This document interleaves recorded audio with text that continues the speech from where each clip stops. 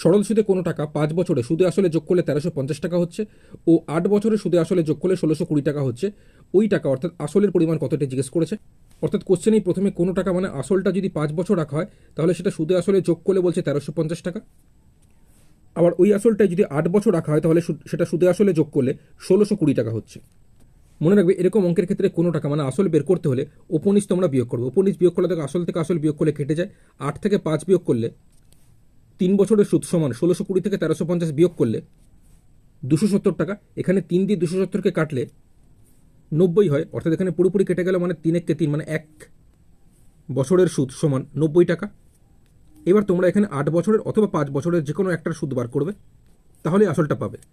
তো আমি এখানে 8 বছরের সুদ বের করেছি, 8-এর সাথে 90 গুণ করলে 720 টাকা। তাহলে আসল হওয়া উচিত 1620 থেকে 720 বিয়োগ করলে 900 টাকা। অপশানটি সঠিক উত্তর।